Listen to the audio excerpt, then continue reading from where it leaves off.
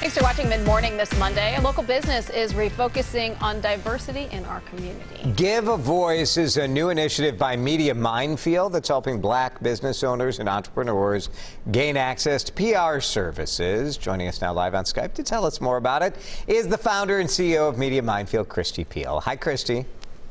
Hi there. Good morning. What is the Give a Voice initiative? Give a Voice really is an opportunity for us as a public relations firm to offer our services and to help people who aren't being heard. And that's entrepreneurs, people of color in the local community who have really been hit with the racial unrest. And also, as we saw in watching the civil unrest, people just are not being heard. And I'm in the messaging business. We can offer our services to help people. Can you tell us about some of the Give a Voice recipients that you're working with right now? Certainly. Right now we're working with Sickle Cell Foundation of Minnesota. It's a disease that primarily affects African Americans, people of color, and our services in the social media arena, owned media and earned media, we're helping make sure that that important message is being heard and we're extending the reach of that message.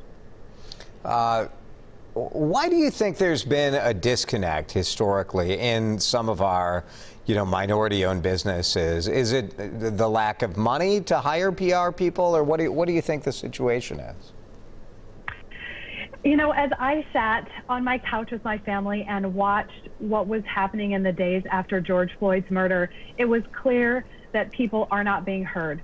And why public relations services aren't being utilized as I look across the different races, I don't know, but I do know that in my sphere I can help and I can make sure that everyone has access and that voices that haven't been heard can be heard. And if someone's watching this right now and is interested in knowing more, how do you select the businesses that you choose to give a voice?